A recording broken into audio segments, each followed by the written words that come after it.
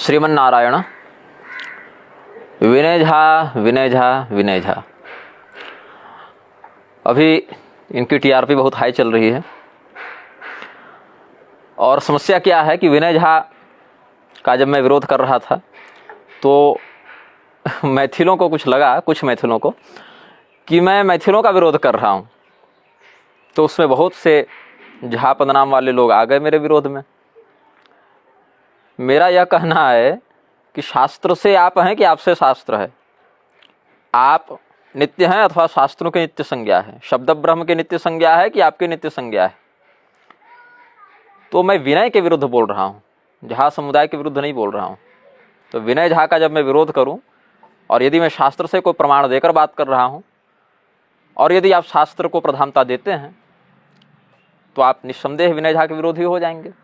और यदि विनय झा के समर्थन के कारण आप शास्त्रों को ही नहीं मानते, एक कुछ लोग कह रहे थे कि कॉमन सेंस लगा कर देखो, कॉमन सेंस से शास्त्र समझ में नहीं आते। कॉमन सेंस से शास्त्र समझ में नहीं आते। जैसे कोई चिकित्सक अगर कहे कि इसके शरीर में आयरन की कमी हो गई, लोहे की कमी हो गई है, तो इसको सरिया चबवाओ, तो लोग कहेंगे अरे सरिया चबाने से क्या होगा? तो कॉमन सेंस लगाओ, सरिया में लोहा है, तुमको लोहा की कमी है, सरिया चबाओ तो लोहा की तुम में आपूर्ति हो जाएगी। नहीं। अब अगर कोई कहे कि पालक में आयरन होता है तो लोग उसमें चुंबक सटाएंगे कि हाँ अगर लोहा है तो चुंबक क्यों नहीं चिपक रहा है इसमें? कॉमन सेंस लगाओ, लोहा होता तो चुंबक चिपकता ना। तो जहाँ लौकिक बातों में कॉमन सेंस इतने बुरी तरीके से मार खा जाता है, एक लोहे की कील डाल के कोई कहेगा पानी में कि देखो लोहे की कील डूब गई, तो लोहे का बना जहाज कैसे तैरेगा? कॉमन सेंस लगाओ, है ना। तो वहाँ कॉमन सेंस काम नहीं करता है। शास्त्र कॉमन सेंस से समझ में नहीं आते, वो परंपरा से, अध्ययन से, स्वाध्याय से, तपस्चरण से समझ में आते हैं। तो विनय झा ने मुझ पर एक और आरोप लगाया कि मैं 81,000 रुपये दक्षिणा लेता हूं, मतलब मैं धर्म का व्यापारी हूं। अद्भुत। अभी मेरी पिछली कथा हुई श्री रामानुज कोट में विष्णु पुराण की, उससे पहले छत्तीसगढ़ के रामहेपुर में हुई थी मानस जी की। आप वहां पता कर लें कि हमें क्या दक्षिणा प्राप्त हुई थी। आगामी कार्यक्रम हमारा है छत्तीसगढ़ में ही, कवर्धा के आसपास, बिटकुली में, मोहगांव में और कोयलारी में। वहाँ पता कर लें मेरी क्या दक्षिणा है। और ये 81,000 का आंकड़ा आप कहाँ से लाए मुझे पता नहीं। अच्छा, मेरे प्रभारी ने आज मुझे फ़ोन किया, उन्होंने कहा कि गुरुजी आपके विषय में ऐसी ऐसी बातें लोग बता देते हैं जो हमें पता नहीं रहती। आपने अपनी दक्षिणा 81,000 किस दिन फिक्स की हमें नहीं पता। बताओ, जो प्रभारी है, जिनके ऊपर सारा कार्यभार है कार्यक्रमों के व्यवस्थापन का, उनको पता नहीं कि मेरी दक्षिणा की क्या, मतलब लोग रेट फिक्स करके घूम रहे हैं। और आपका आधार कार्ड बन गया ऐसा रामभद्राचार्य बता रहे थे, उनके चेले। आपका नाम कृष्णकांत है ऐसा वो बता रहे थे। अभी मेरा कोई दुष्प्रचार किया ना, कोई पीर एनडी मलंग है, उसका चेहरा किसी दृष्टिकोण से मुझसे मिलता जुलता था, तो वो दरगाह जा रहा था, तो उसका वीडियो लोगों ने मेरे नाम से वायरल कर दिया।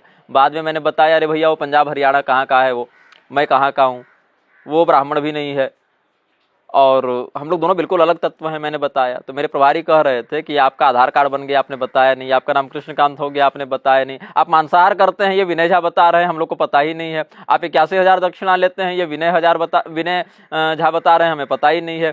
तो गुरुजी ऐसा क्यों हो रहा है कि हम लोग को पता नहीं रहता, पूरी दुनिया को पता रहता है?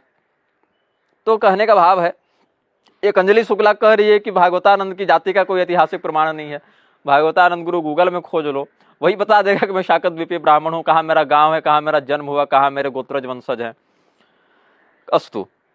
अब रही बात दक्षिणा की, हाँ मैं दक्षिणा लेता हूँ, क्योंकि जब मैं यात्रा करूँगा और टीटी मुझसे टिकट मांगेगा तो मैं विनय झा का चेहरा नहीं दिखा सकता कि भैया विनय झा ने दक्षिणा लेने से मना किया है इसलिए मुझे फ्री में यात्रा करने दो, नहीं हो सकता ना।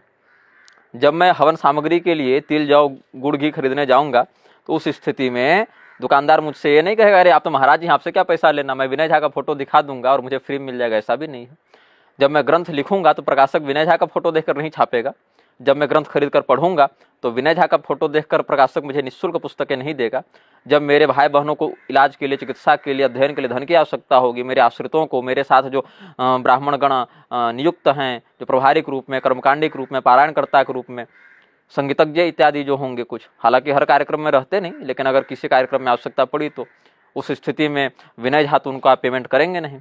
कई बार ऐसा हुआ है कि मैंने कर्ज लेकर कर्ज लेकर अपने आश्रितों का भरण पोषण किया है, अपने ब्राह्मणों को दक्षिणा दी है, अपने कर्मकांडियों को, पारायणकर्ताओं को दक्षिणा दी है। कितनी बार ऐसा हुआ है, इसलिए कहना पड़ता है कि इतनी लगेगी, क्योंकि आप टेंट वाले को दे रहे हैं, माइक वाले को दे रहे हैं, भंडारे वाले को दे रहे हैं, लेकिन ब्राह्मणों के लिए जब जो हमारी धर्मानुकूल वृत्ति है, ब्रह्म वृत्ति है, यजन करना, याजन करना, कराना, अध्ययन, अध्यापन, प्रतिग्रह और लेना और देना, यह हमारा स्वधर्म है, यह हमारी शास्त्रोक्त वृत्ति भगवान ने निश्चित की है, मनु महाराज ने निश्चित की है।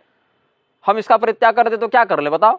जाके दुकान खोल लें, व्यापार करें कि और क्या करें हम? मतलब हमारे लिए तो और कुछ है नहीं, यह हमारी शास्त्रीय वृत्ति है, तो हम दक्षिणा लेते हैं। हाँ, अब दक्षिणा कितनी लेते, इसके विषय में अगर अब कोई प्रश्न करेगा तो मैं विनय झा का नंबर दे दूंगा, भैया उनसे बात कर लो, वही आजकल सब डील कर रहे हैं हमारी कि गुरु जी कितना लेते हैं।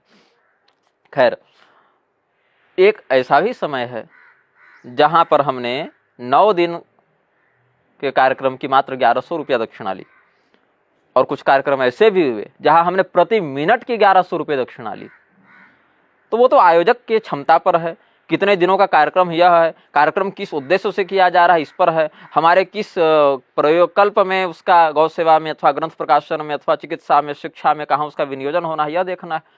तो व्यासपीठस्थ होकर हम धर्मानुकूल व्याख्यान करके, धर्मानुकूल आचरण करके, यजमान की क्षमता के आधार पर दक्षिणा को प्राप्त करके उसका धर्मानुकूल योगक्षेमार्थ विनियोजन कर रहे हैं, तो इसमें इन लोगों के गुरुदेव में दौरे क्यों पड़ रहे हैं भाई?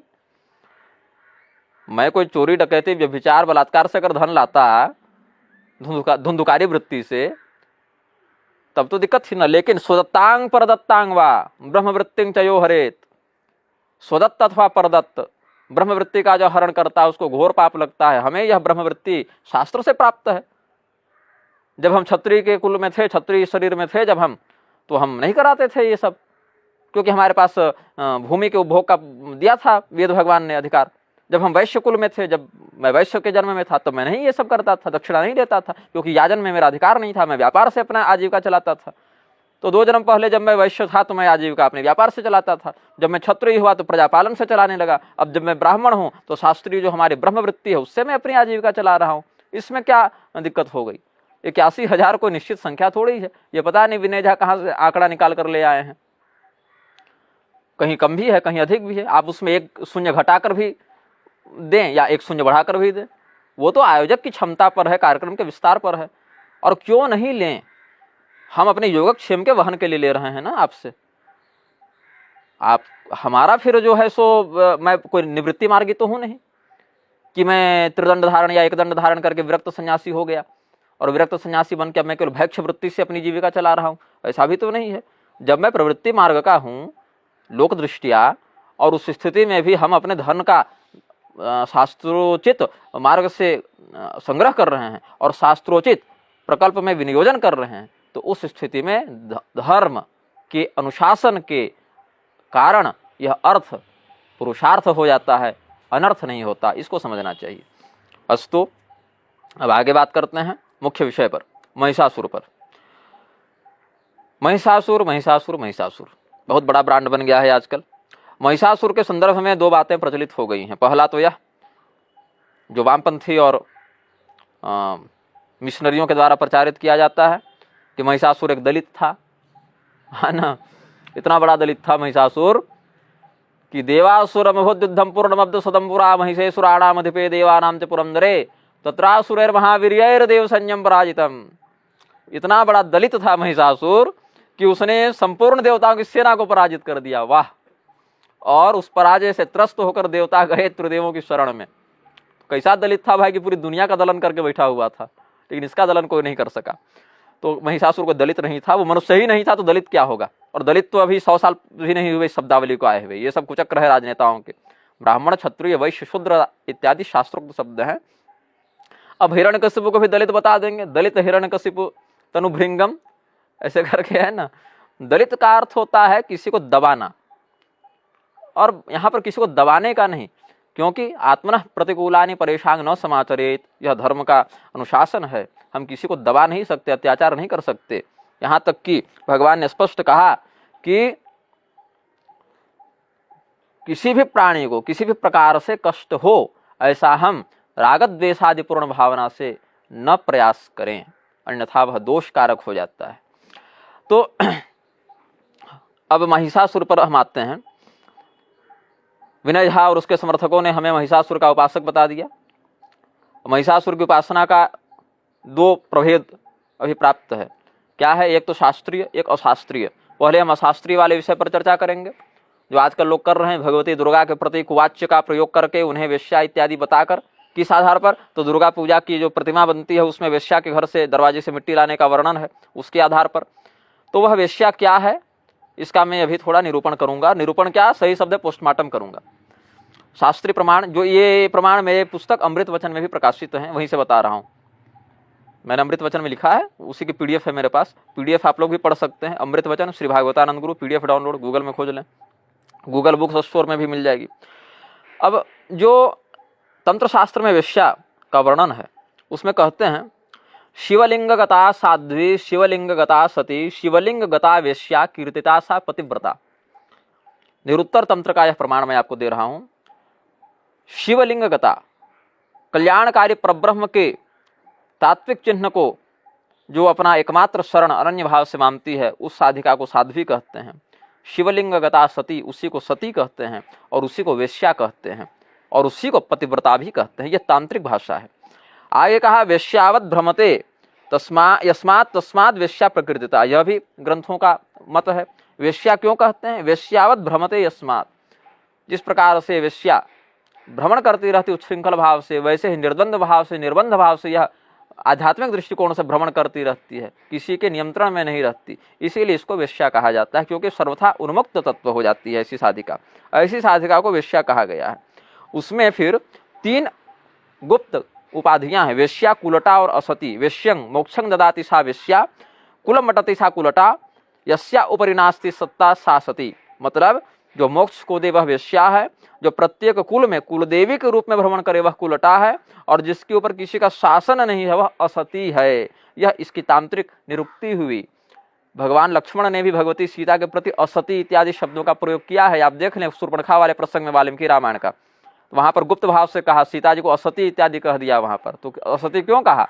क्योंकि भगवती सीता जी के ऊपर किसी और की सत्ता नहीं है, क्योंकि वह स्वयं ब्रह्म की सत्ता है, और ब्रह्म किसी के द्वारा शासित नहीं होता ना। भगवान ब्रह्मदेव क्या कहते हैं सीतोपनिषद में, इच्छा ज्ञान क्रिया शक्ति त्रयं यद भाव साधनम तद ब्रह्म सत्ता सामान्य सीता तत्व उपासमहे। तो ब्रह्म सत्ता होने के कारण उनके ऊपर किसी का शासन नहीं, और यस्या ऊपरी नास्ति सत्ता सासती, जिसके ऊपर किसी की सत्ता नहीं वह असती है। तो इसीलिए भगवती सीता जी को वहां इसी तांत्रिक गूढ़ भाव से लक्ष्मण जी ने असती कहा है। आप देख लें वो शूर्पणखा प्रसंग वाल्मीकि रामायण का उठा के। अब क्या कहे भगवान, जहां तक मुझे याद आ रहा है महानिर्वाण तंत्र का वचन है, कुल मार्गे प्रवृत्ताया सा वेश्या मोक्षदायिनी एवं विधा भवेद वेश्या न वेश्या कुलटा प्रिय। यहाँ जो जिसको व्यभिचारिणी स्त्रियां बताई जाती हैं, व्यभिचारिणी जो वेश्या हैं, वैसा नहीं, वो कुलटा वाली वेश्या नहीं है, अपितु कुल मार्ग में जो प्रवृत्त है वह मोक्ष देने वाली शक्ति को वेश्या कहते हैं। इस प्रकार से एवं विधा भवेद वेश्या, इस प्रकार से उसे वेश्या कहते हैं। वह कुलटा वाली वेश्या नहीं है वो। अब कैसे कहा? तो कुल क्या, कुल मार्ग क्या है? तो कुलं कुंडलिनी शक्ति रकुलम तु महेश्वर। कुलार्णव तंत्र का प्रमाण देखें, कुल यहाँ पर कुंडलिनी शक्ति का प्रतीक है। तो उस कुंडलिनी शक्ति, कुल मार्ग में जो प्रवृत्त है वह तत्व वेश्या तत्व है तंत्र की भाषा से। इसीलिए समझना चाहिए कि यहाँ जो वेश्या भाव आया वहाँ पर ये व्यभिचारिणी वाला गाली वाला वेश्या नहीं है, वहाँ पर रहस्य को छिपाने के लिए आचार्य गणों ने, देवताओं ने यह उपदिष्ट किया। और ये तत्वज्ञान सबको नहीं हो सकता, इसीलिए क्योंकि यह कुलाचार में जो अधिकृत नहीं है, परंपरा से कुलाचार के ग्रंथों को नहीं पढ़े हैं, गुरु के द्वारा उसमें अधिकृत नहीं किए गए हैं, पुरस्चरणों के माध्यम से जिन्होंने दिव्यता को प्राप्त नहीं किया है, इष्ट की जिन्होंने कृपा का अनुभव नहीं किया है, ऐसे लोग इस मार्ग को समझ नहीं सकते। क्योंकि आगे कहते हैं, कुल पूजांग विना देवी तत्वज्ञानं न जायते, तत्वज्ञानं विना देवी निर्वाणं नैव बजायते। अब वेश्या क्या हो गई? हमने भी बताया कि सा वेश्या मोक्षदायिनी। वह कौन वेश्या है? जो मोक्ष प्रदान करती है, वह वेश्या कहलाती है। अब मोक्ष कौन कौन देते हैं इसके संदर्भ में आप देखें तो मैं आपको भूत शुद्धि तंत्र का प्रमाण दूंगा, जो कि बहुत प्रसिद्ध श्लोक भी है। भूत शुद्धि तंत्र में क्या कहते हैं? अयोध्या मथुरा माया काशी कामची अवंतिका पुरी द्वारावती चैव सप्तैता मोक्षदायिका। हाँ, क्या कहते हैं? अयोध्या मथुरा माया काशी कांची अवंतिका और द्वारावती, माया मतलब हरिद्वार और द्वारिका, ये 7 जो हैं वो मोक्षदायिका हैं। और अभी क्या मैंने बताया, या सा वेश्या मोक्षदायिका दायिनी, क्षमा करेंगे, सा वेश्या मोक्षदायिनी, यह कहा तंत्रोक्त परिभाषा में। तो भूत शुद्धि तंत्र में इन 7 पुरियों को मोक्षदायिनी बताया गया। यही मत आपको स्कंद पुराण में, नारद पुराण में, गरुड़ पुराण में, गर्ग संहिता के विज्ञान खंड में इत्यादि में भी मिल जाएगा यही श्लोक। अब ये मोक्षदायिनी पुरियां हैं, इनको वेश्या कैसे कह दिया भाई? तो बताए निरुत्तर तंत्र में, जिसके आधार पर मैं आपको निरुत्तर करूंगा। क्या कहते हैं भगवान शिव? गुप्त वेश्या, महावेश्या, कुल वेश्या, महोदया, राजवेश्या, देववेश्या, ब्रह्मवेश्या च सप्तधा। इसमें 7 प्रकार की वेश्याएं होती हैं, गुप्त वेश्या, महावेश्या, कुल वेश्या, महोदया वेश्या, राजवेश्या, देववेश्या और ब्रह्मवेश्या। और ये 7 क्या क्या हैं? गुप्त वेश्या, महावेश्या, अयोध्या मथुरा प्रिय, अयोध्यापुरी को गुप्त वेश्या कहते हैं तंत्र में, मथुरा को महावेश्या कहते हैं, हरिद्वार माया च कुल वेश्या स्यात् और महोदया च कालिका, राजवेश्या देववेश्या द्वारका परिकीर्तिता, कांची च राजवेश्या स्यात् देववेश्या अवंतिका, द्वारावती ब्रह्मवेश्या सप्तेता मोक्षदायिका। ऐसे करते हुए 7 पुरियों को क्रमशः अयोध्या, मथुरा, माया, काशी, कांची, अवंती और द्वारावती को गुप्त वेश्या, महावेश्या, कुल वेश्या, महोदया वेश्या, राजवेश्या, देववेश्या और ब्रह्मवेश्या कहा गया है। तो ये सप्तैता मोक्षदायिका, इन 7 को मोक्षदायिनी वेश्या तंत्र की भाषा में कहते हैं। इन पुरियों से मिट्टी लाने का, तीर्थरज का आनयन करके देवी की प्रतिमा बनाए, यह तांत्रिक भाव हुआ। लेकिन लोग इसको जानेंगे नहीं तो कह दें वेश्या के घर से मिट्टी लाने के लिए, क्योंकि महिषासुर से भगवती को सुहागरात मनानी थी तो इसीलिए उसने मार दिया, ब्राह्मणों का षड्यंत्र था। ये आजकल के वामपंथी दुष्प्रचार करते हैं। तो जो व्यक्ति परंपरा को जाना नहीं, पढ़ा नहीं और इसी के आधार पर यही सब सुनते हैं, ये विनय झा, रामभद्राचार्य, वो एक दयानंद हुआ था 2 पीढ़ी पहले, ये सब सुने तो कह दिए शास्त्र ही मिलावटी हैं। थोड़ी सी भी अगर निष्ठा होती इन लोगों में ना शास्त्र के प्रति, तो खोजते कि आखिर कारण क्या है इस रहस्य का। नहीं समझ में आता तो आचार्यों से पूछते, लेकिन न पूछने की विनम्रता है और न शास्त्रों में श्रद्धा है। तो जो हम कहें वही सही, इस आधार पर कह दिया शास्त्र ही गलत है। ऐसा नहीं होना चाहिए। और मैंने विनय झा का विरोध किया तो बाकी बहुत सारे झा कूद पड़े उनके समर्थन में, कहने लगे कि तुम गलत हो मतलब मैं गलत हूं। मैं शास्त्र का प्रमाण दे रहा हूं, श्लोक बता रहा हूं, कोई पढ़ो तब तो जानो। विनय झा शास्त्र है क्या? विनय झा धर्म है क्या? अस्तु, अब वेश्या का तो मैंने बता दिया। अब महिषासुर पर आते हैं। तो महिषासुर के बारे में अगर मैं बताऊं तो उसके पूजा का शास्त्रीय विधान है, कैसे है ये बताता हूं। आप जो परंपरा वाले हैं वो पकड़ लेंगे बात को, नौसिख तो नहीं पकड़ पाएंगे। किसी भी देवता के 3 प्रारूप होते हैं, मंत्रात्मक, यंत्रात्मक और तंत्रात्मक, जिसमें तंत्र क्रियात्मक है, यंत्र स्वरूपात्मक है और मंत्र ध्वन्यात्मक है। इसको समझेंगे। मंत्र ध्वनि का है, शब्द ब्रह्म का है, तंत्र क्रियात्मक है, प्रायोगिक व्यवहारगत है, और यंत्र स्वरूपात्मक है, उसका पीठ निर्वचन करता है वह। रामतापनीय श्रुति इत्यादि में बहुत सी संहिता तंत्रों में भी कहा गया कि यंत्र पूजा के बिना देव पूजा सफल नहीं होती।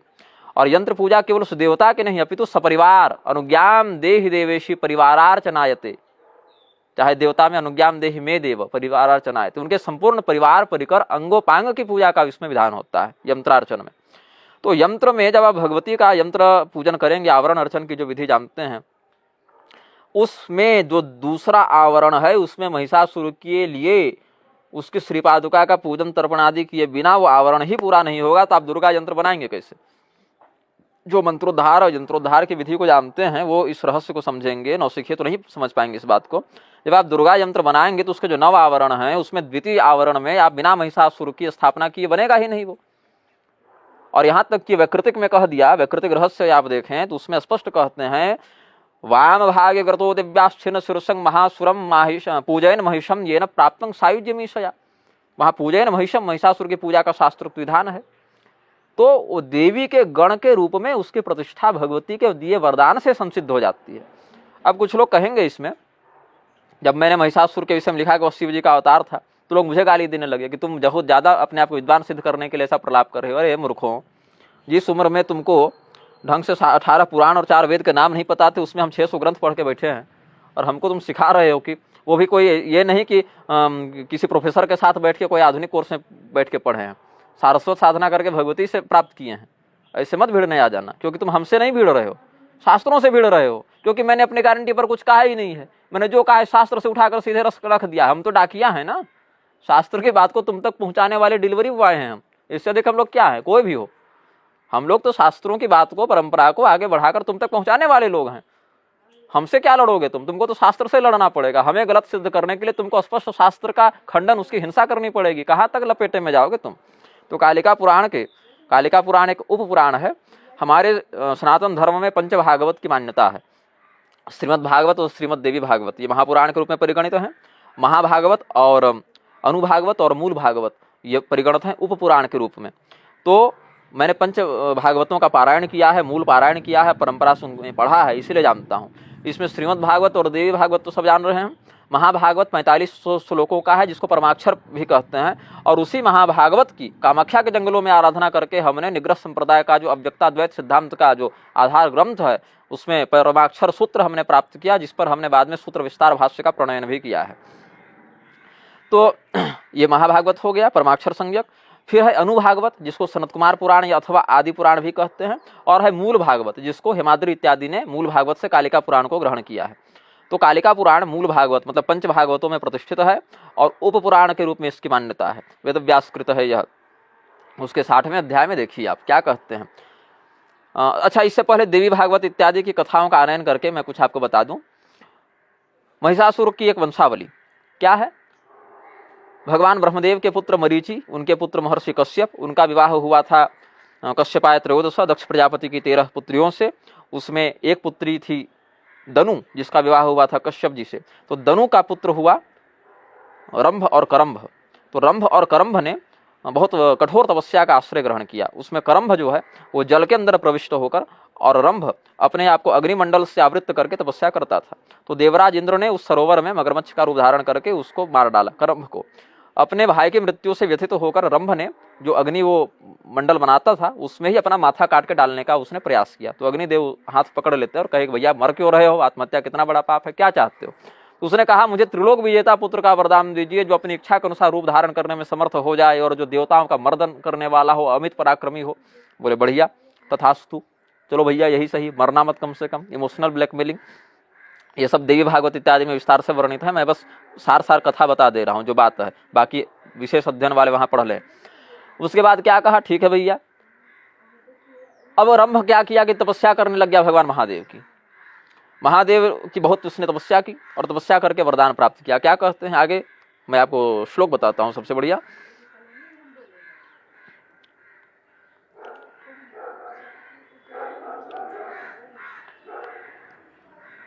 रंभ ने भगवान शिव से यह प्रार्थना की, आराधितो महादेवो रंभेण सुरवैरिणा चिरेण सच सुप्रीतस्तपसा तस्य शंकरः अथ तुष्टो महादेव प्रत्यक्षं रंभमूचिवान। भगवान महादेव प्रत्यक्ष हो गए। बोले क्या चाहते हो, प्रीतोस्मिते वरं रंभ वरयस्व यथेप्सितम्, जो चाहो मांग लो, मैं तुम पर प्रसन्न हूँ। तो एवं मुक्तः प्रत्युवाच रंभस्तं चंद्रशेखरम। भगवान चंद्रशेखर महादेव से कहा रंभ ने, अपुत्रोहं महादेव यदि ते मय्य अनुग्रह, मैं अपुत्र हूँ, निसंतान हूँ, यदि आपकी मुझ पर कृपा हो तो मम जन्म त्रये पुत्रो भवान भवतु शंकर अवध्य सर्वभूतानां जेता च त्रिदिवौकसाम।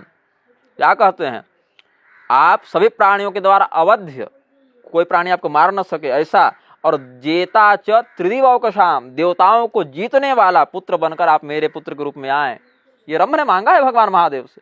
और विनय झा और उसके मूर्ख समर्थक कहते हैं कि शिव जी कैसे महिषासुर का अवतार ग्रहण कर सकते हैं, और कर भी लिया तो राक्षस कैसे बन सकते हैं। अरे भगवान तो देवता के रूप में अवतार लेते हैं।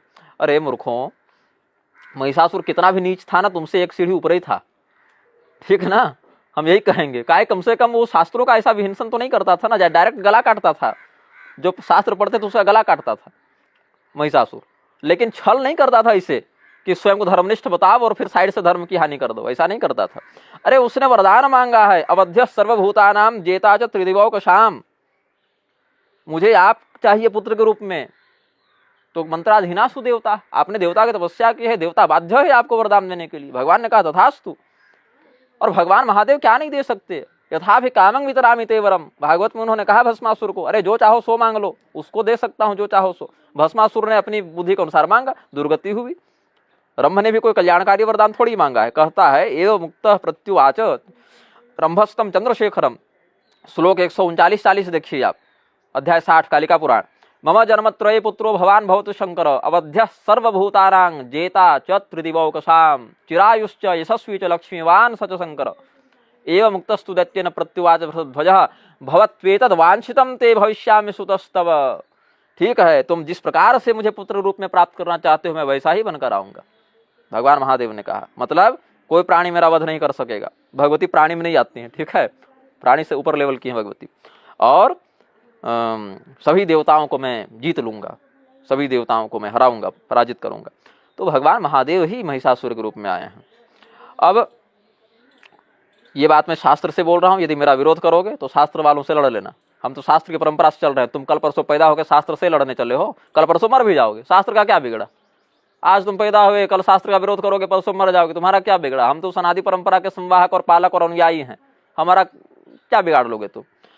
तो महिषासुर के रूप में भगवान महादेव आए हैं। और अधर्म क्यों किया उन्होंने? क्योंकि रंभ चाहता था ऐसा। रंभ ने वही वरदान मांगा है कि देवताओं का मर्दन करने वाला पुत्र हमें चाहिए, और वो पुत्र आप बनकर आए, और अभी नहीं, 3 जन्मों तक आए, 3 जन्मों तक आए। क्या कहता है? मम जन्मत्रय पुत्रो भवान भवतु शंकर, ऐसा मांगा है, तो 3 जन्मों तक ऐसा भगवान ने वरदान दिया उसे।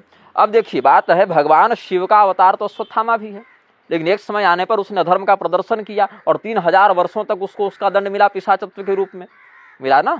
अभी करौली पर जो मेरा वीडियो आएगा, कोई है ना करौली सरकार, उस पर आएगा, तो उसमें अश्वत्थामा वाले प्रकरण पर मैं विस्तार से बोलूंगा। वहां पर उसने किया कि नहीं अधर्म का प्रदर्शन, भगवान शिव का अवतार होकर अश्वत्थामा ने। और छोड़ो, तुम लोग, फंसाता हूं थोड़ा सा, कैसे तुम लोग फंस रहे हो शास्त्र में, ये बताता हूं। प्रक्षिप्तवादी की बुद्धि कितनी निम्न स्तर की होती है, ये बताता हूँ। भगवान ने क्या कहा? यद्गत्वा न निवर्तन्ते तद्धाम परमं मम, मेरे धाम जाने के बाद अब वापस नहीं आना पड़ता। अब जय विजय तो भगवान के द्वारपाल थे भाई, वहां तो सिक्योरिटी में बहाली है उनकी, तो जय विजय कैसे नीचे आ गए? अब जो मूर्ख होगा वो क्या कहेगा? या तो गीता का ये श्लोक प्रक्षिप्त है, क्योंकि अगर भगवान सही कह रहे हैं कि यद्गत्वा न निवर्तन्ते तद्धाम परमं मम, तो जय विजय कैसे नीचे गिर गए? श्राप वसात राक्षस कैसे बन गए ऋषि शाप से? मतलब गीता जी वाला श्लोक प्रक्षिप्त है, यह कहेंगे। अथवा यदि गीता जी को प्रामाणिक माने तो कहेंगे जय विजय की ही घटना नकली है। तो ऐसे मूर्खों से धर्म का व्याख्यान कैसे संभव है? कल मैंने सफेद धोती में वीडियो बनाया, आज पीली धोती में बना रहा हूं, तो लोग कहेंगे कि तो गलत बात है, विरोधाभास दिख रहा है। अस्तु, अब जय विजय के रूप में जब उनका हुआ अधः पतन, उस समय वो क्या बने? राक्षस ही तो बने। और तही बहुविधि त्रासई देश निकासई जो कह वेद पुराण, जब जोग विजागा तप मख भागा श्रवण सुनई दस शीशा। बड़े दुर्दांत राक्षस हुए, हिरण्यकशिपु, हिरण्याक्ष, रावण, कुंभकर्ण, शिशुपाल, दंतवक्त्र के रूप में। तो भगवान के जो पार्षद रहे, सर्वधर्म स्वरूपी भगवान नारायण के जो सायुज्य मुक्ति प्राप्त पार्षद रहे, वो भी भगवान के ही एक दूसरे अवतार सनत कुमार के शाप अवसाद रावण, कुंभकर्ण आदि के रूप में राक्षस कुल में आए, वहां उन्होंने धर्म किया। फिर अब लोग कहेंगे वो तो जय विजय थे, तो भगवती सीता पर कैसे कुदृष्टि डाल दी? सीता जी तो भगवान की सहधर्मिणी है, वो तो मातृ समान है, उनके जगत जननी है, उन पर कैसे कुदृष्टि डाल दी? ये मूर्खों का कोई और छोर नहीं है। तो जब रंभ ने ऐसा वरदान ही मांगा कि आप मेरे पुत्र बने, असुर कुल में आए और देवताओं का मर्दन करें, तो भगवान ने कहा तथास्तु, तुमने तपस्या की, तुम्हारा अधिकार बनता है, तुम जो मांगे मैं दे रहा हूं। इसीलिए भगवान ने ऐसा किया। अब क्या हुआ? रंभ तो चला गया, आगे जाकर एक असुर बुद्धि थी। अग्निदेव ने कहा ही था कि इधर से निकल के जिस भी पहली मादा पर तुम्हारा मन आ जाए उसी से तुम्हें पुत्र मिल जाएगा। तो जा रही थी एक बढ़िया भैंसी, महिषी, कैसी थी? त्रिहायिणी चित्रवर्णाम सुंदरीम ऋतुशालिनीम सताम दृष्टाथ महिषी रंभ कामेन मोहिता। अब ये रंभ असुर जो था, ये पहली मादा वही मिल गई, तो उसी पर चढ़ बैठा, दोनों में प्रेम भी हो गया। और पुत्र के रूप में जब गर्भवती हुई तो बाद में एक दूसरे महिष से युद्ध करते हुए रंभ पराजित होता है, मर जाता है। फिर वही रंभ जो है, उसकी जो महिषी रहती है, वह यक्षों के सहयोग से उसका संस्कार करवा देती है, और उसी से फिर महिषासुर के रूप में भगवान शिव आते हैं। और ये जो रंभ था वह पुनर्जन्म लेता है उसी कल्प में, रक्तबीज के रूप में। ये हुई रंभ कल्प की कथा। रंभ कल्प में ऐसा हुआ। तो रंभ कल्प में महिषासुर ने क्या किया? ब्रह्मदेव से वरदान प्राप्त किया। आपको इसका विस्तार से वर्णन आगे मिलेगा, मैं और भी श्लोक आपको निकाल ही देता हूं, ताकि आप लोगों को जो भी मन में कुछ और दुविधा संदेह इत्यादि उसका शमन हो जाए। तो उसमें इसने वरदान मांगा किससे? भगवान ब्रह्मदेव से, कि मुझे स्त्री के अलावा कोई भी न मार पाए, ऐसा वरदान मांगा। तो भगवती के रूप में फिर परम सत्ता का प्राकट्य हुआ, और उन्होंने फिर सभी देवताओं के तेज का एक निमित्त बनाकर अपने स्वरूप को प्रत्यक्षीकृत किया। देवानां कार्य सिद्ध्यर्थम आविर्भवति सहायता उत्पन्नेति तदा लोके सानित्याप्य विधीयते। तो भगवती ने अपने आप को प्रकट किया और उसको मारा। किस रूप में मारा? तो कालिका पुराण में कहते हैं उग्रचंडा के रूप में मारा। जो रंभकल्प में महिषासुर का वध हुआ सो उग्रचंडा के रूप में हुआ। उसके बाद आया नील लोहित कल्प में पुनः महिषासुर का रंभ के ही पुत्र दूसरा जन्म हुआ, उस समय उसको मारा भद्रकाली के रूप में। और तीसरे में कात्यायनी अथवा दुर्गा के रूप में मारा। वहां पर क्या हुआ? कात्यायन ऋषि के जो शिष्य थे वो तपस्या कर रहे थे, तब कहा ना त्रिशु जन्मसु पुत्रोभूत रंभस्य भगवान शिव सृष्टि त्रयं सरंभोपि रंभ एवं व्यजायत। तब क्या कहा? 3 जन्मों तक भगवान शिव ही रंभ के पुत्र के रूप में आए। और भगवती को कहा फिर महादेव ने कि भगवती ये मैंने महिषासुर का एक रूप धारण किया है, क्योंकि अब रंभ ने वरदान मांगा था तो भगवान शिव क्यों कहे न दूंगा। भाई तपस्या की हो तो चलो बेटा मिलेगा, मैं ही बेटा बन के आऊंगा और जो कहोगे सो करूंगा भी। तो मदीयो माहिषः कायस्त्वया देवी जगन्मयी हंतव्य सततं योग युक्तः पूर्वे परे पिच। भगवान महादेव कहते हैं पूर्व और अपर मतलब 3 जन्मों तक अगला पिछला सब हिसाब देख के आप योग मार्ग के माध्यम से यह जो हमने महिषासुर का जो अवतार धारण किया है इसका आप वध कर दें, यह आपके द्वारा मारा जाने योग्य है। वराह पुराण में भगवान ने स्पष्ट किया। फिर देखिए आगे भगवती जो हैं वो ज्ञान शक्ति हैं और महिषासुर ज्ञान का प्रतीक है और अज्ञान का निग्रह ज्ञान शक्ति करती है, इसमें कोई संदेह नहीं है। मेरे कई सारे वीडियो में यह लक्षण दिखता भी है, अज्ञान का कैसे निग्रह किया जा रहा है। अथवा ज्ञान शक्ति सा महिषो ज्ञान मूर्तिमान अज्ञानं ज्ञान साध्यम तो भवती तीन संशय। तो इसने क्या किया? एक बार महिषासुर ने, रंभ ने तो वरदान मांगा ही था अजेयो देवता सर्वैः, सभी देवताओं के द्वारा यह अजेय हो मतलब कोई इसको जीत न सके। पुंभिर दैत्यश्च पावक, किसी मनुष्य के द्वारा और अथवा दैत्य के द्वारा भी इसको जीता जाना संभव न हो। त्रैलोक्य विजयी पुत्र, त्रिलोक विजेता हो। श्यान में तत्तेज साधिक, तेज में अग्नि से भी अधिक हो। महाबलो वायुरिव, वायु के समान पराक्रमी हो। काम रूपी कृतास्त्रवित, अपनी इच्छा के अनुसार स्वरूप धारण करने वाला हो और सभी प्रकार के अस्त्र शस्त्रों को जानने वाला हो। अग्निदेव से मांगा भी था उसने, दोनों देवताओं से, अग्निदेव से भी मांगा और शिव जी से भी मांगा। तो अग्निदेव से तो कोई लक्षण बताए ऐसा ऐसा पुत्र चाहिए, ऐसे ऐसे गुण वाला, और शिव जी से कहा ऐसे ऐसे गुण वाले बन के आप ये आ जाइए 3 जन्म तक। तो क्या किया एक बार इस महिषासुर ने तीसरे जन्म में श्वेतवाराह कल्प में, रंभ कल्प में उग्रचंडा के हाथों मारा गया, नील लोहित में भद्रकाली के हाथों। अब आया तो क्या किया इसने? एक बार बहुत सुंदर स्त्री का रूप बनाया और कात्यायन मुनि के शिष्य जहाँ तपस्या कर रहे थे वहां जाके उनको लुभाने लगा। तो कात्यायन के जो शिष्य थे उनका मन भटकने लगा तपस्या से, इनकी ओर आने लगा। तो महिषासुर को शाप दिया है कात्यायन ने, जो महिषासुर स्वयं बताता है, यस्मात् त्वया में शिष्योयं मोहितस्तपसश्च्युतः कृतस्त्वया स्त्री रूपेण तत्वांग स्त्री निहनिष्यति। क्या कहा कि महिषासुर को कहा कात्यायन ने कि तुमने स्त्री का रूप धारण करके हमारे शिष्यों को भटकाया है, अतएव स्त्री ही तुम्हारा वध करेगी। और आगे देखिए आप अन्य पुराणों में आप देखें, मत्स्य पुराण आदि के आधार पर कहें तो कहते हैं योषित वध्य पुरोक्तोस्ति साक्षात कमल योनिना। ब्रह्मदेव ने भी इसको वरदान दिया है, योषित वध्य, तुम स्त्री के द्वारा ही मारे जाओगे, साक्षात कमल योनिना इति पुरा उक्तः असि। और अन्य ग्रंथों में तंत्रांतरों में देखिए अवध्य सर्वभूतेभ्य स्वाम तो योषित हनिष्यति, तुम बाकी सभी प्राणियों से अवध्य रहोगे लेकिन स्त्री तुम्हें मारेगी, ऐसा। तो प्रथम रंभ कल्प में महिषासुर का उद्धार भगवती उग्रचंडा के रूप में हुआ, रूप से अवतरित होकर भगवती ने किया। और नील लोहित कल्प में भद्रकाली और श्वेत वाराह में कात्यायनी अथवा दुर्गा। यही कात्यायनी कामाख्या पीठ की परंपरा में पाद दुर्गा के नाम से पूजित होती है। तो अब क्या हुआ तीसरे जन्म में? क्या हुआ इसके साथ, महिषासुर के साथ? महिषासुर ने क्या किया तीसरे जन्म में? जब भगवती इसको मार रही थी उससे एक दिन पहले इसको सपना आया अपनी मृत्यु का, तो ये बड़ा डर गया था कि क्या होगा मेरे साथ। हालांकि देवी भागवत में तो इसने भगवती को बड़ा रिझाया है, जिसको आज की भाषा में कहें कि प्रणय निवेदन करना, और भगवती को बहुत से कथानकों का उदाहरण दे के अपनी ओर रिझाने का प्रयास किया। तो भगवती ने कहा कि हमको भैंसे से शादी करना रह गया है और कोई काम नहीं है हमको, ना हम पतिम्बरा नारी भरता में भरतास्ते जगत प्रभु। अरे परमात्मा हमारे पति हैं शाश्वत, तो हम भैंसे से शादी करेंगे, अब यही मेरा दिन आ गया है। भगवती ने बड़ा मजाक भी उड़ाया है महिषासुर का। तो महिषासुर ने बाद में क्या हुआ है कि भगवती से मांगा है वरदान। भगवती ने कहा प्रार्थनीयो वरो यस्ते तं गृणस्व महासुर दास्यामिते वरं प्रार्थं संशयो नात्र विद्यते। भगवती ने कहा कि हे महिषासुर, महासुर भी कहा, तुम बहुत बड़े असुर हो, तुम जो भी वरदान मांगोगे वो मैं तुम्हें दूंगी, इसमें कोई संदेह नहीं है। तो महिषासुर ने कहा, यज्ञ भागमहं भोक्तुम इच्छामि तत्प्रसादतः यथा मखेषु सर्वेषु पूज्योऽहं स्यां तथा कुरु त्वत्पाद सेवां न त्यक्षे यावत् सूर्यः प्रवर्तते एवं वरद्वयं देहि यदि देयो वरो मम। कि भगवती, यदि आपको लगता है कि मैं वरदान देने योग्य हूँ तो मुझे 2 वरदान दीजिए। पहला, मैं यज्ञ में दी गई आहुतियों का ग्रहण करने का अधिकारी बनूं, और दूसरा, आपके चरणों से मेरा वियोग न हो जब तक सूर्य विद्यमान हो। जब तक सूरज चांद रहेगा महिषासुर का स्थान रहेगा। यही उसने मांगा। तो भगवती, अच्छा, महिषासुर को लत लग गई थी। कैसे?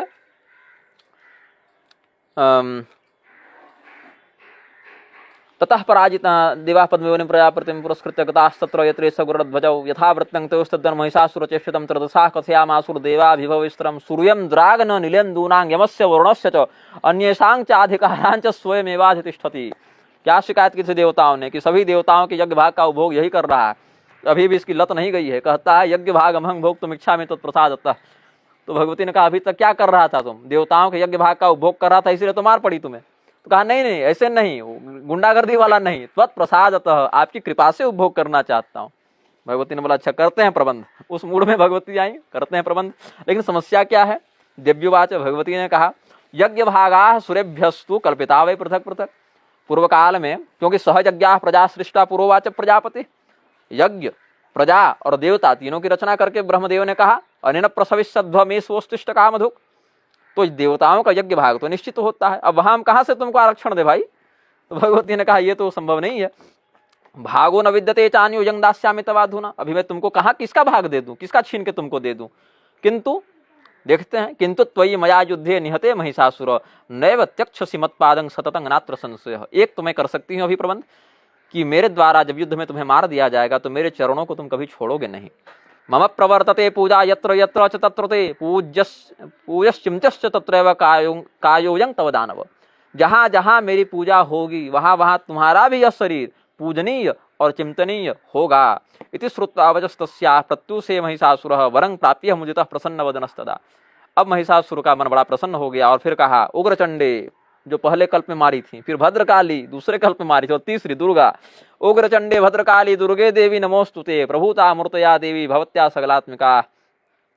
तब उसने जो कहा उग्रचंडा, भद्रकाली और दुर्गा का स्मरण किया, तब उन्होंने कहा कि पहले आदि सृष्टा उग्रचंडा मूर्त्यात्मक निहिता पुरा, द्वितीय सृष्टौ तो भवान भद्रकाल्या मया हतः दुर्गा रूपेणाधुना त्वं हनिष्यामि सहानुगम किंतु पूर्वं न गृहीतस् त्वं मया पादयोस्तले अधुना प्रार्थितवरो गृहीतः पूर्वकामयोः ग्रहीतव्यस्य पश्चात् त्वं यज्ञ भागोपभुक्तये।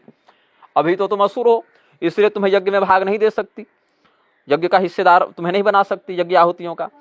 और उग्रचंडा और भद्रकाली के रूप में जब मैंने वध किया था तब तुमने यह वरदान मांगा नहीं था कि आपके चरणों में मेरा वास हो, लेकिन अब इस समय मांग रहे हो तो मैंने तुम्हें दिया भी है। अब जब दिया है तो यज्ञ भाग में तुम अधिकारी बनोगे। कैसे बनोगे? जब मेरे तुम गण के रूप में, पार्षद के रूप में स्वीकृत कर दिए जाओगे। तब कहा, अब भगवती ने फिर उसको मारना शुरू किया। हृदय शूलेन निर्भन्नम, उसके हृदय में त्रिशूल से उसको बेध दिया। महासंग विश्वस्कम, फिर उसके माथे पर प्रहार किया। फिर उसका केस पकड़ के उसको एकदम निर्दयता पूर्वक मारने लगी। गृहीत केशं दिव्यातु निर्यदंत्र विभूषितम, और उसने अंतड़ियां भगवती ने खींच ली उसकी। तब वमद रक्तं महाकायम दृष्टा पूर्वतनुम स्वकम, वो खून की उल्टियां करने लगा और अपने पूर्व के मायामय शरीरों को और अन्य जन्मांतरों के शरीरों को देख के और डर गया। भयम प्राप्या सुरस्सोथ सुसोच च मुमोह च, वह शोक करने लगा, मोहित होने लगा, रोने लगा, वो खून की उल्टियां करने लगा। लेकिन फिर सोचा कि ये तो मेरा उद्धार हो रहा है। तो वो फिर एक स्थित हो गया, स्थित प्रज्ञ हो गया और प्रणाम करके कहा, गदगद वाणी से कहा, प्रणम्य वचनम देवी मिदमाह स गदगदम महिषौवाच। क्या कहता है? यदि देवी प्रसन्नास यज्ञ भागास्य कल्पिता तदा ममान्यदानाश एवमेतद् भवेन्नहि यथाहं न सुरैः सार्धं करिष्ये वैरमद्भुतं तथा माम कुरु भो देवी न जन्म प्रलभे यथा। ठीक है भगवती, मुझे यज्ञ में हिस्सा नहीं मिलेगा, कोई बात नहीं। अगर ऐसा प्रबंध नहीं हो सकता तो कोई बात नहीं, आप इतना कम से कम कर दें, देवताओं से मेरा कोई वैर न रहे और मेरा पुनर्जन्म न हो। ये बड़ी अच्छी बात उसने कही। वो राहुल गांधी ने कहा था ना, अच्छी लगी आपको, मेज पर मार दीजिए, वही वाला। महिषासुर ने बड़ी अच्छी बात कही यहाँ पर। पहले इसके अंदर लोभ था कि नहीं, मुझे एक एग्रीमेंट करनी है, एक डीलिंग करनी है। क्या? तो मुझे वो यज्ञ में भाग चाहिए। भगवती ने बोला नहीं मिलेगा। कहे थे भाई तुमको यज्ञ भाग, है ना, ये जो नेगोशिएशन कर रहे हो ये सही नहीं। हाँ, मेरे चरणों में वास चाहिए, ये मिल सकता है। माँ बच्चे को नहीं छोड़ती, लेकिन कुछ भी नहीं दे देगी मांगने से ना माँ अपने बच्चे को। तो भगवती ने कहा कि ठीक है। अब विनय झा जैसे मूर्ख लोग और उसके समर्थक कहते हैं कि महिषासुर को शिव जी का अवतार बता देने से वह क्या होगा कि भगवती दुर्गा का पति सिद्ध हो जाएगा, ताकि वह आधिपत्य, जन्नत की हूर वाला जो उन्होंने पोस्टर डाला है उस विषय में, भगवती की जन्नत की हूर किससे तुलना कर रहे थे, तो कह दिया कि जन्नत की हूरों के लालच में जैसे जिहादी फट जाते हैं, वैसे महिषासुर की बात सुन के लगता है कि ये शिव बन के और आधिपत्य कर लेता दुर्गा पर। हनुमान जी भी तो शिव जी के अवतार हैं, तो काहे नहीं विरोध किया कभी तुम लोगों ने कि हनुमान जी को शिव जी का अवतार बताओगे तो पार्वती से उनका आधिपत्य हो जाएगा उनके ऊपर पति रूप से? ऐसा नहीं ना, ऐसी दुष्कल्पना नहीं करोगे। अवतार और अंश और अंशी में अंतर होता है भाई। परशुराम जी के रूप में भगवान आए तो ब्रह्मचारी रहे, नर नारायण के रूप में रहे तो ब्रह्मचारी रहे, श्री कृष्ण भगवान के रूप में आए तो बहुपत्नी व्रती रहे, राम जी के रूप में आए तो एक पत्नी व्रती रहे। तो ये तो भगवान के लीला और अवतार पर है कि किस उद्देश्य से, किस कुल में, किस कार्य के कारण वो आए हैं और उसमें शक्ति का कितना और प्रयोग करना है नहीं करना है।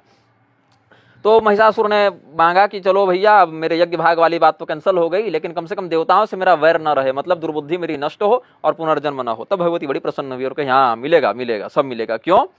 मद पाद तल संस्पर्शात् शरीरम तव दानद यज्ञ भागोपभोगाय विसरणम न भविष्यति। अभी तो मार रही हूँ, अतड़िया खींच ली है, छाती फाड़ दी है, गला काट दिया है, सब डैमेज हो गया है तुम्हारा, लेकिन मेरे चरणों का स्पर्श करके फिर से ये सब ठीक हो जाएगा। और भगवान महादेव के चरणों का स्पर्श करके हरस्य पाद संयोगा चिरंग स्थास्यति केवलम, जो तुम्हारे जीवात्मा है, प्राण है, वो सब चिरंग सुखम तिष्ठम तु स्वाहा हो जाएगा, है ना, तो तुम्हारी प्रतिष्ठा पुनः हो जाएगी। और अनंत कल्पों तक, कल्प कोटि सहस्राणि त्रिंशत्वं महिषासुर शतानि चाष्टावन्यानि जन्मतेन भविष्यति, तुम्हारा पुनर्जन्म नहीं होगा। और यज्ञ में भाग भी मिलेगा, यज्ञ भागोपभोगाय, यह शरीर जो बचेगा वो यज्ञ के भाग के उपभोग में आएगा। तो किस रूप में? जहां जहां मेरी पूजा होगी वहां वहां पर तुम्हारा भी पूजन किया जाएगा। पूज्यश्च चिंतश्च, इसी का यहाँ पर कहा भगवान मेधा ऋषि ने राजा सुरथ को बताया। क्या बताया? कि वाम भागे गर्तो दिव्या सिन्न शीर्ष महासुरम पूजयन महिषम येन प्राप्तं सायुज्य मीशया, भगवती ने उसको सायुज्य मोक्ष प्रदान किया है और वरदान दिया है यज्ञ भागोपभोगाय, इसीलिए उस अंश में। और मैंने जो प्रमाण दिया ना, ये सब तो मिथिला की परंपरा, जहाँ का संबंध विनय झा का बताया जाता है। और जो मैथिल लोग मेरे विरोध में आ रहे हैं, मैथिलों, अपनी मिथिला की परंपरा देख लो क्या कहती है। वर्षकृत्य जो आपके यहाँ का इतना प्रगाढ़ ग्रंथ है, पूरे हर प्रकार के व्रत त्योहारों का वर्षकृत्य में मिथिला की परंपरा में महिषासुर के लिए ऐसे सदाशिव वाचक शब्द आए, उसको प्रक्षिप्त बताते हो। मतलब तुम न घरे के हो न बाहरे के हो। चलो हमको कहोगे मैं मिथिला का नहीं हूँ इसीलिए मैं गलत बोल रहा हूँ, तुम्हारी मिथिला में ये बात है, वर्षकृत्य मिथिला का ग्रंथ है, वर्षकृत्य में ये बात वर्णित है महिषासुर का शिवावतार होना। और वो जो दूसरा वाला महिषासुर है जो कुमार कार्तिकेय के द्वारा मारा गया, ऐसे तो एक महिषासुर और हुआ है जो विष्णु कल्प में हुआ था। ये तो नीललोहित, रंभ, नीललोहित और श्वेतवाराह कल्प वाला हुआ ना शिवावतार। एक दूसरा भी था, ये तो 3 मनवंतर राज्य करने वाला था, वो तो 2 ही मनवंतर में मर गया था। उसमें क्या कहते हैं कि वो विष्णु कल्प का महिषासुर था, जिसका वर्णन किया है भविष्य पुराण में। आपव नाम था, क्या नाम था? आपव मुनि ने जो भद्रकाली की आराधना की है, उसमें उन्होंने कहा है विष्णु कल्पे पुराचासित दानवो महिषासुरः कोटि कोटि सहस्रस्तु रथैर्वाजिगैर्युतः त्रैलोक्यं स्ववशे कृत्वा महेन्द्रस्य तदा भवत् स्वारोजिषां तरः कालो गतो राज्यं प्रकुर्वतः। ऐसा विष्णु कल्प के महिषासुर का, रुद्र कल्प के ब्रह्मांड रावण का और ब्रह्म कल्प के मुरासुर का, जो तालजंग का पुत्र था, उनका आपव मुनि ने भद्रकाली स्तुति में प्रयोग किया है। भविष्य पुराण के प्रतिसर्ग पर्व में अध्याय 16 में आप देख लेंगे। तो एक मय दानव का पुत्र था, मयस्य जातारंभायां पुत्राश्च महाबलाः मायावी दुंदुभिश्चैव पुत्रस्य महिषस्तथा कालिकश्चाजकर्णश्च कन्या मंदोदरी तथा। ब्रह्मांड पुराण में देख लें, वायु पुराण में देख लें, यहाँ वर्णन मिलेगा। अब तारकासुर का एक सहयोगी जो महिषासुर कुमार कार्तिकेय के हाथों मारा गया था, वो महिषासुर था अनुहराद का पुत्र। अब अनुहराद कौन था? ये प्रहलाद जी का भाई था। कश्यप जी की दनु वाली पत्नी से तो रंभ करम हुए थे, जिसमें रंभ से महिषासुर हुआ, जिसका वर्णन कर चुके। और कश्यप जी की द्वितीय पत्नी से हिरण्यकशिपु हुआ, जिसके पुत्र कयाधु से जिसकी पत्नी कयाधु से अनुहलाद पुत्र हुआ, और अनुहलाद की पत्नी सूर्या से हुआ महिषासुर। शिव पुराण की उमा संहिता में कहते हैं अनुहलादस्य पुरुष सूर्यायाम पुलोमा महिषस्त था। भागवत में भी कहते हैं अनुहरादस्य सूर्यायाम बास्कुलो महिषस्त था, ऐसे करके। तो तारकासुर का यह सहयोगी था ये वाला महिषासुर। और भगवान विष्णु ने वरदान दिया कुमार कार्तिकेय को, सा संकरात् स्वतेजोन्सम जनयिष्यति यं सुतं स हनिष्यति दैत्येन्द्रं महिषं सपदानुगम। ये भविष्यवाणी की देवताओं के प्रति कुमार कार्तिकेय आएंगे तो इस महिषासुर को मारेंगे। और महर्षि पुलस्त ने भी बताया यस्तस्यां भूतपतिना पुत्रो जातो भविष्यति स हनिष्यति दैत्येन्द्रं महिषं तारकं तथा। ये हिमालय को बताया कि तुम्हारा जो नाती होगा, जो तुम्हारी पुत्री का पुत्र होगा दौहित्र, वह मारेगा तारकासुर और महिषासुर को, ये वाले महिषासुर को।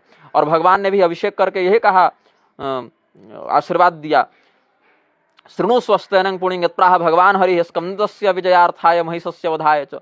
महाभारत में भी विस्तार से वर्णन है, स्कंद पुराण में भी वर्णन है। तो ये वाला अलग महिषासुर था, ये महिषासुर तारकासुर के गैंग वाला था, उसका वध कुमार कार्तिकेय ने किया। जब ये जान बचाने के लिए क्रौंच पर्वत में घुस जाता है तो पहाड़ समेत भगवान ने फाड़ दिया उसको अपनी शक्ति से। पहाड़ में घुसे हो ना, पहाड़ समेत फाड़ देंगे, जब तक तोड़ेंगे नहीं तब तक छोड़ेंगे नहीं। क्योंकि कुमार कार्तिकेय की भी पूजा हम लोग करते हैं ना निग्रह संप्रदाय में, निग्रहो निग्रहाणाम च नेता तुम सुरनंदन, इस मंत्र से करते हैं।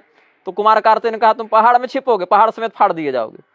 तो हम भी उन्हीं के उपासक हैं, इसलिए मिजाज वही रहता है कि जब तक तोड़ेंगे नहीं तब तक छोड़ेंगे नहीं, तुम भले पहाड़ में जा घुस जाओ।